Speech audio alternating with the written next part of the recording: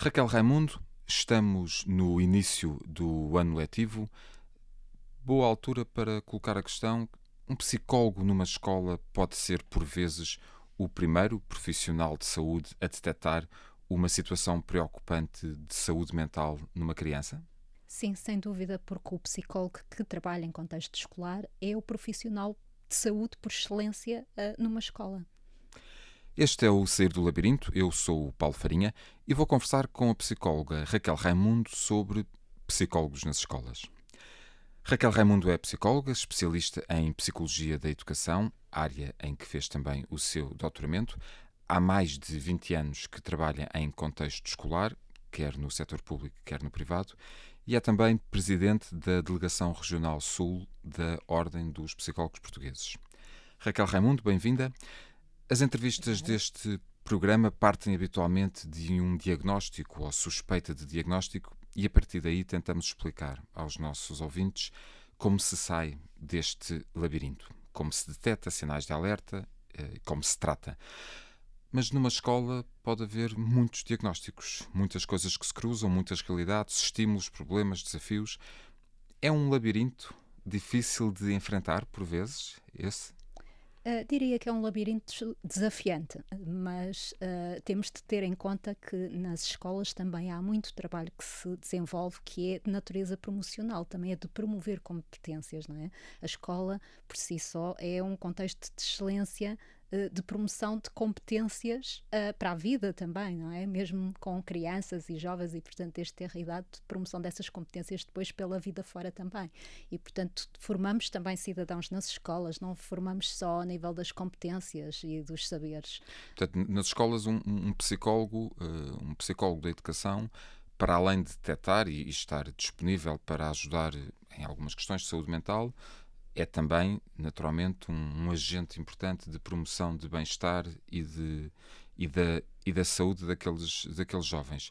Ah, Em relação à primeira pergunta que lhe colocava, são por vezes a primeira linha que detectam, o primeiro profissional de saúde com que por vezes aquela criança ou aquela família é eh, confrontada ou há uma primeira abordagem para algum possível problema ou algum desafio de saúde mental? Sim, estamos a falar profissional de saúde na área da saúde Na mental, área da saúde naturalmente. mental, exatamente. Sim, muitas vezes é, portanto, é o primeiro contacto que têm. Pode não ser diagnosticado como havendo alguma dificuldade em particular logo de início pelo psicólogo, pode ser pelos pais ou pelos professores, mas depois ser encaminhado e a partir daí sim, não é? Poder ser encaminhado, haver esse encaminhamento para o psicólogo em contexto escolar. E tudo começará nesse primeiro nível. E algumas situações não passarão desse primeiro nível, e é útil que assim seja também. E há muito trabalho, inclusive, do psicólogo escolar, que não é feito diretamente com as crianças e adolescentes. Portanto, esse trabalho muitas vezes pode ser mais benéfico quando é realizado com os professores e com os pais. Aliás, quanto mais novos são os miúdos, maior é a probabilidade desse trabalho ser, sobretudo, desenvolvido com os adultos. Sem haver necessidade, então, de se chegar a um ponto. Enfim, naturalmente, cada caso é um caso e cada pessoa tem as suas dinâmicas e os seus desafios, mas por vezes em que uma determinada situação escale e se venha a tornar verdadeiramente um problema de saúde mental no futuro. É isso? O que todos queremos é evitar isso, porque não há forma de evitar que as coisas, que haja situações problemáticas, não é? Problemas de saúde mental no futuro. A única forma que nós temos de evitar é justamente trabalhar no âmbito da prevenção. Por vezes já podemos ir, não diria tarde demais, não é? Mas já quando a situação está de um ponto de vista de saúde mental mais aguda, e aí haverá também necessidade de encaminharmos para outros profissionais de saúde, inclusive para outros colegas psicólogos que também trabalhem noutros settings, e poderá ser o mais adequado também. Gostaria de falar consigo um pouco mais à frente. Tenho umas questões que gostava de lhe lançar sobre isso, mas quando falamos do psicólogo de educação e dos psicólogos nas escolas, hum, lá está, não falamos apenas de diagnóstico, falamos também de outras, para além da questão que me dizia da promoção do bem-estar, de dificuldades de aprendizagem, contextos sociais ou económicos, choques culturais, enfim, já falaremos disso. Mas quando falamos de diagnósticos, quais são os mais frequentes com que um psicólogo escolar habitualmente lida? Mais do que diagnósticos, gostamos de nos centrar também nas problemáticas, não é? E na interferência, sobretudo, que está a ter na vida destas crianças e adolescentes em termos de sua funcionalidade no dia a dia. E aquelas que são mais prevalentes são as de âmbito comportamental, problemas de comportamento, e problemas de ansiedade, aliás, de emocionais, onde a cabeça, e daí eu ter referido logo, está sobretudo A ansiedade. situações de ansiedade, e ela tem vindo, aliás, também a aumentar também nos últimos tempos. Sentimos muito isso na altura da pandemia, e continuamos a sentir, não foi algo que ficou De só e há apenas 13, nessa 4 anos fase. para cá, aumentaram os quadros de ansiedade. Já têm vindo a aumentar há mais tempo, portanto, aquilo que nos dizem os estudos é que nas últimas 2 décadas e meia, talvez já há sinal de maior incidência de perturbações de saúde mental também, ou de problemáticas associadas, mesmo que ainda não seja propriamente com um diagnóstico de perturbação. Nós temos cerca de 20% das nossas crianças e jovens atualmente com algum tipo de dificuldade, a passar por algum tipo de dificuldade associada à saúde mental. E quando nós pensamos em contextos mais desfavorecidos, por exemplo, contextos do ponto de vista socioeconómico, ou mesmo não tendo a parte económica, mais do ponto de vista social. Social. Portanto, não apenas económicos, também sociais. Sim, exatamente. Portanto, contextos que são mais destruturados desse ponto de vista. Nesses contextos pode ir mesmo até cerca de 50%, que é uma percentagem muito elevada, se nós pensarmos. No fundo, é uma em cada 2 crianças ou jovens que pode estar com alguma situação, algum problema de saúde mental. Também temos de olhar para outro aspecto que talvez seja importante também explicar às pessoas. Nós assistimos nos últimos tempos, e a pandemia não trouxe tudo mal, não é? Trouxe algumas coisas também positivas, e uma das coisas que trouxe positivas foi também a redução do estigma associado à procura de ajuda no âmbito da saúde mental. O tabu desceu um pouco, o tabu manifesta-se menos. Sim, e nos adultos também. Tanto em situações em que era mais desconfortável as pessoas admitirem que pudessem estar a passar por algum problema de saúde mental, coisa que com mais facilidade admitem de saúde física, se partirem um braço, ou, não é? É uma Ninguém coisa tem vergonha óbvia, de dizer não é? que partiu um E que braço, está mas, claro, limitado nas suas funções no dia a dia, e já não é a mesma coisa em relação à saúde mental. Isso também se refletiu, não foi só nos adultos, também nas crianças e adolescentes. Portanto, por essa via, por o estigma ter reduzido, também podemos ter, na verdade, não só um aumento, mas na verdade passarem a ver mais crianças e jovens a pedir ajuda. Essa parte é positiva. não tanto que os casos aumentem, mas que há sobretudo maior abertura para falar das situações e procurar ajuda. A partir do momento em que há alguns sinais de alerta detectados, voltemos ao contexto escolar, ou falando em contexto escolar, da parte do professor, da parte da interação do aluno com os colegas, enfim, seja o que for, há a intervenção ou a necessidade de algum tipo de ajuda do psicólogo escolar. E depois, qual é o passo seguinte? Envolver a família, chamar aqueles pais, aqueles encarregados de educação?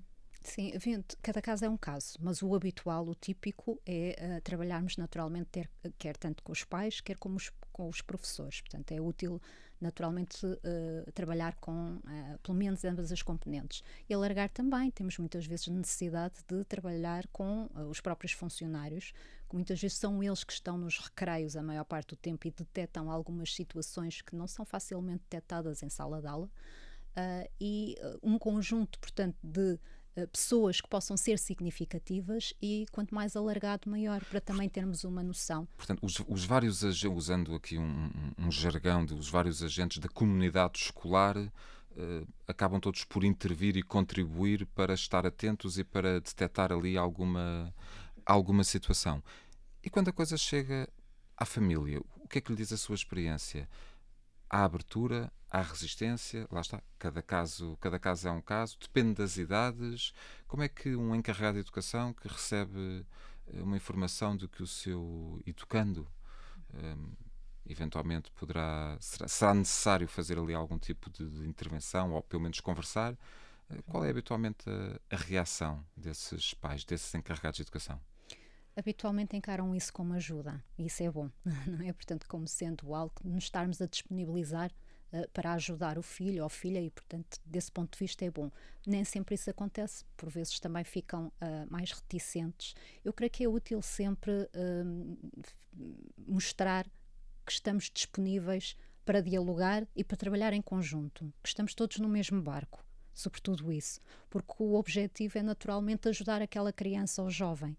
Quanto menos se sentirem com algumas resistências, e às vezes essas resistências vêm de alguma culpabilidade que até possam sentir, e é muitas vezes por aí que podemos sentir algumas dessas resistências, a sensação de que alguma coisa não está bem com o meu filho, se calhar estão a sugerir que possa ter a ver com a família, com a forma como eu estou a educar. A culpa é Quanto minha, a responsabilidade é minha. Pronto, e somos muitos, não é? Há um provérbio chinês assim, é preciso uma aldeia Uma para educar aldeia, uma criança, exatamente. não é? E somos muitos justamente nessa tentativa. Se colocarmos mais as coisas deste ponto de vista, deste prisma, olharmos por este prisma, que é importante é cada qual na sua função, mas procurar ajudar aquela criança ou jovem que naquela fase em particular, e naquela fase em particular, porque podia estar bem antes e pode voltar a estar perfeitamente bem Uhum. depois, pode ser uma situação de desajustamento durante um período de tempo. Todos no fundo somos importantes, e quanto mais intervirmos e também essa criança ou jovem sentirem que estamos em acordo, pessoas diferentes, em posições diferentes, mas de algum acordo, isso também ajuda a que também se sinta mais segura, não é? Os próprios adultos parecem saber o que estão a fazer. Estamos no início do ano letivo. É um período habitualmente mais propício a que surjam algum outro tipo de dificuldades, de dinâmicas um pouco mais complicadas. É uma altura mais em que o pico de pedidos de ajuda ao psicólogo da escola ocorre um pico nesta altura? Pergunto eu. Não necessariamente, mas aquilo que costuma acontecer, sobretudo no início do ano, são mais dificuldades às vezes de integração. Portanto, temos de estar mais atentos neste período, sobretudo aos alunos novos que chegam à escola, e em particular quando são anos de entrada, não é? Novos, ou em particular quando não são os alunos que chegam e entram a meio de um ciclo, por exemplo, ou a meio do ano letivo, também pode acontecer. Sim, a integração aí fica. Sim, e fica- até fazer algumas atividades que sejam de promoção dessa integração. Ou seja, por exemplo, e aí o psicólogo também está envolvido, haver atividades de início do ano que são de transição, algumas até começam no ano anterior, mas para os novos no início do ano, e que ajudem nessa integração na própria turma e nos contextos. Isso é particularmente relevante ali no quinto ano, no sétimo ano, em início de ciclos? Em todas as fases, embora depois o tipo de atividades que são desenvolvidas possam ser diferentes, porque, por exemplo, no 10º ano, no secundário, já há um caráter mais associado também à parte académica, que sabemos que os pressiona também mais, e de que forma é que podem ser mais colaborativos uns com os outros, e porque é que isso pode ser útil também para eles, não é? E é também um desafio para o psicólogo escolar ajustar estas dinâmicas à idade dos alunos e às realidades diferentes que têm. Há pouco falávamos em articulação com outros agentes, nomeadamente com outros colegas. Hum, Havendo de outras áreas de especialização, havendo a necessidade de uma intervenção de psicoterapêutica ou mesmo ao nível de saúde, de encaminhamento para uma área de medicina especializada, quando isso não ocorre da melhor forma, ou por falta de condições financeiras, ou porque o Serviço Nacional de Saúde não consegue dar as respostas adequadas, por vezes, e no início da nossa conversa falávamos sobre isso, por vezes o psicólogo da escola acaba por fazer um trabalho de psicoterapia com aquele aluno e acaba por ter que tentar fazer um acompanhamento que não é o ideal naqueles contextos. Isso acontece? Colocou agora o dedo na ferida, como se costuma dizer, porque o âmbito da intervenção do psicólogo escolar não é esse. Portanto, o setting adequado não é fazer psicoterapia em contexto escolar. É de âmbito mais clínico e deve ser feito fora do contexto escolar. Mas está a haver muita psicoterapia nas escolas? Aquilo que está a acontecer, não existindo muita psicoterapia nas escolas, mas aquilo que está a acontecer é uma pressão enorme para que seja feita. E porquê? Porque não temos recursos suficientes, eles também não existem em alguns contextos escolares mais desafiantes, mas é bastante pior o cenário quando pensamos naquilo que é o Serviço Nacional de Saúde E a e a falta de falta psicólogos de no psicólogos que SNS. existem no SNS, nomeadamente nos cuidados de saúde primários, em que a resposta que temos neste momento para o país é de cerca de um psicólogo por concelho, para todas as faixas etárias que não são só crianças e adolescentes. Portanto, conseguimos perceber facilmente que é difícil esse encaminhamento. Ele é mais facilitado no caso em que as pessoas têm capacidade para do seu próprio bolso pagar essa psicoterapia, e é muito mais difícil para aqueles que são mais vulneráveis. E porquê é que é mau? Porquê é que, para as pessoas que nos estão a ouvir, porquê é que a escola não é o setting, não é o local ideal para fazer essa psicoterapia? Por um lado, porque existe também uma maior reserva, não é? O psicólogo que trabalha em contexto escolar articula de forma muito próxima também com os professores e com os pais e com os outros alunos também. Portanto, há ali assim uma mistura de relações que torna difícil esse trabalho não ser depois desvirtuado, realizando-se naquele contexto em particular. E depois, porque não haveria também O nunca tempo. psicólogos suficientes para dar vazão a isso, então em contexto escolar. Portanto, há necessidade justamente de se fazer esse encaminhamento também para aqueles colegas, que isto também é importante, que têm a formação adequada para o fazer. Os psicólogos clínicos e da saúde. Sim. Hum, É um pouco inevitável face ao momento que atravessamos e àquilo que aconteceu há pouco tempo, falar do que ocorreu numa escola na Zambuja, em que um aluno de 12 anos agrediu, atacou uns colegas, sem falarmos de casos muito particulares, até porque eticamente eu sei que é algo que é de evitar.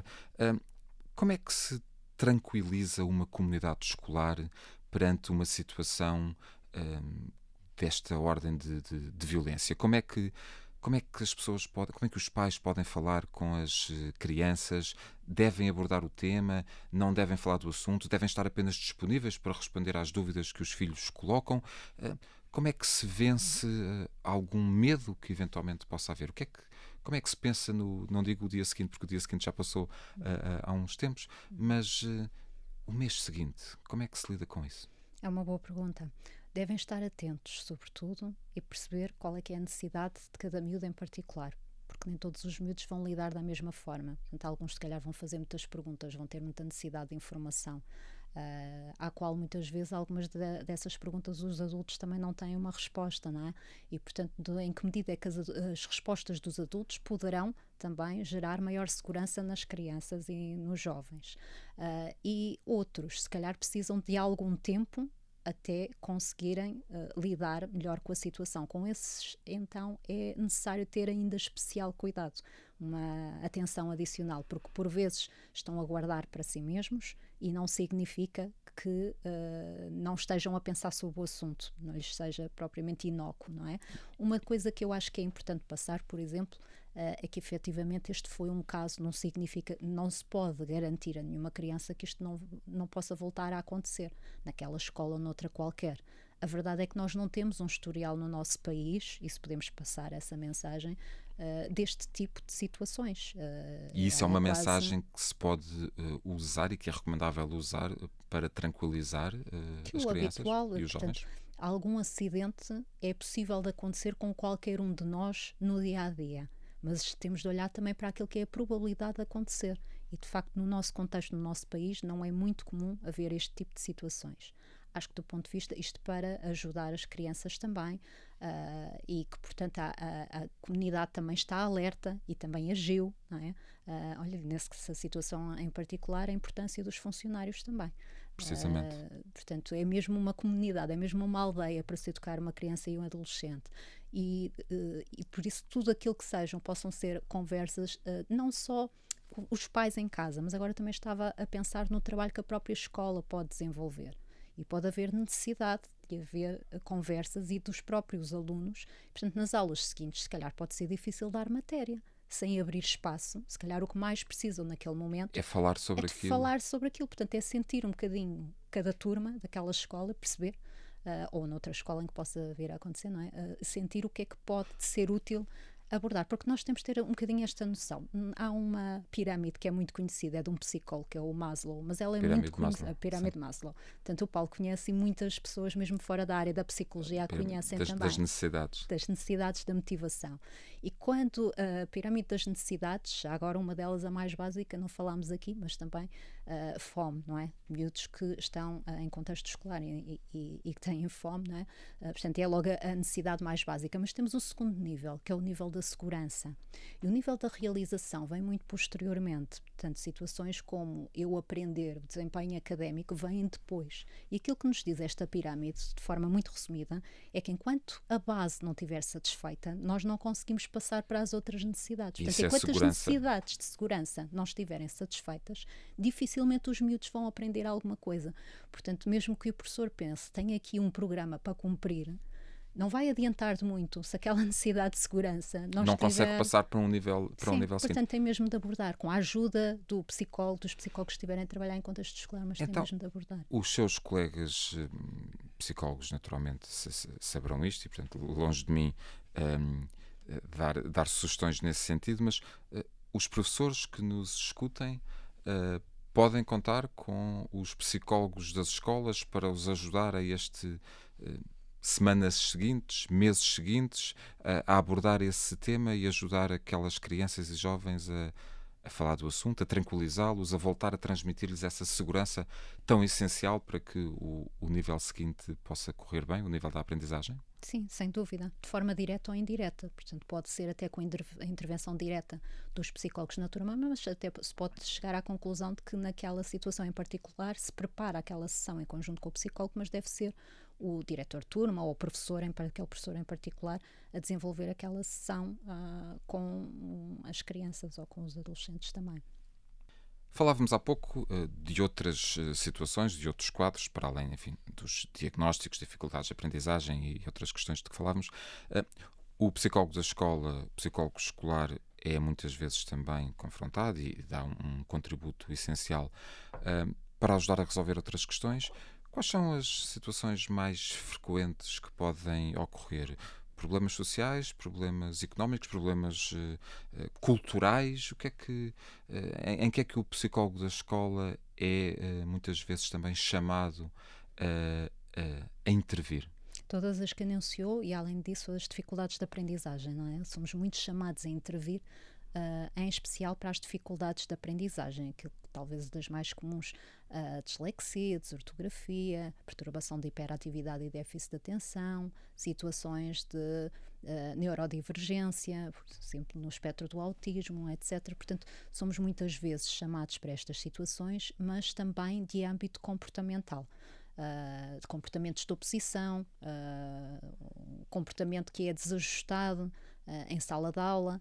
Naturalmente que em sala de aula é quando se nota também mais, de alguma maneira, e portanto é-nos reportado mais também pelos professores, pelos alunos. Muitas vezes chega-nos por via do intervalo, não é? Nos recreios. É quando sentem mais e podem chegar, quer aos psicólogos, quer aos professores, queixas desse âmbito mais de natureza comportamental. E depois temos todas as dificuldades que podem estar associadas à integração naquele espaço escolar ou, como disse muito bem, na própria cultura no país. Somos um país mais multicultural, cada vez há mais alunos de muitas nacionalidades também a estudar numa determinada escola e, portanto, é importante, à sua medida, procurar também integrar estes alunos sem que eles percam também alguma ligação anterior, porque eles às vezes sentem essa dificuldade. Então, ontem uma aluna me estava a dizer isso, que dizia-me, eu sou chinesa. Tipo, não, eu falo português, mas não quero perder a identidade, claro. Não é? E, portanto, nós temos de continuar, por um lado, a valorizar a cultura que trouxeram e integrando-os também, de alguma forma, na nossa cultura. Um obstáculo à integração. Chegamos ao fim do nosso tempo. Raquel Raimundo, quero agradecer-lhe a sua disponibilidade. Eu sou o Paulo Farinha Este foi o Sair do Labirinto, hoje com a psicóloga Raquel Raimundo. Até à próxima.